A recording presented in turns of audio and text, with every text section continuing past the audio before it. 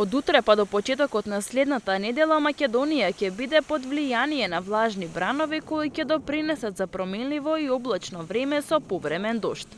Локална нестабилност од пороен дожд и грмотевици ќе траа еден ден, а од петокот до крајот на викендот поради спуштање на студената воздушна маса на повисоките места врнежите од дожд ќе преминат во врнежи од снег, формирајќи снежна покривка. Се очекува врнежите да бидат обилни и да наврне повеќе од 40 литри метри квадратни. Од Центарот за управување со криза во Македонија со предупредување.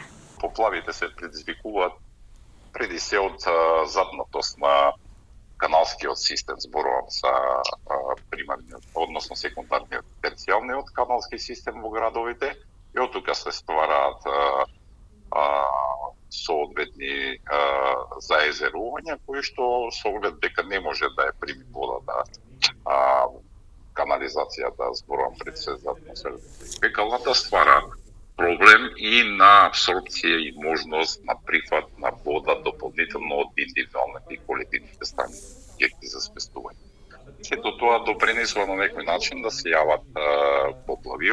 Тој аспект апелираме преди се до градоначалниците преку јавно-комуналните предпријатија веднаш да направат увид на каналскиот систем и атмосферскиот и фекалниот, а со тоа исчистат шахтите и каналите, соодветно ги спремат за прифат на дополнителни количества на вода.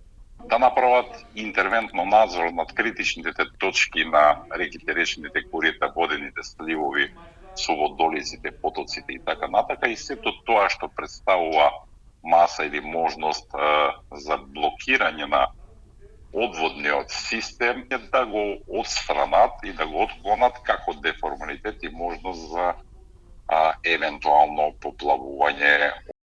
Не се исклучува и веројатноста од штети предизвикани од силниот ветер, со оглед на тоа што ќе дува и повеќе од 70 км на час.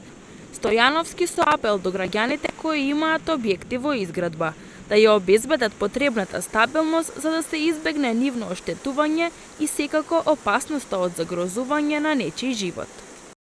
Може да предизвика несакани последици преди се на објектите, оние кои што се во фаза на изградба или се градат, така ги предупредуваме и им алудираме или апелираме до градежниците, крови кои сега ги ставаат на колективните стамбени објекти, сето тоа да не е добро стегнато или да е во фаза на градба и да падне и не да може ќе направи нормално штета.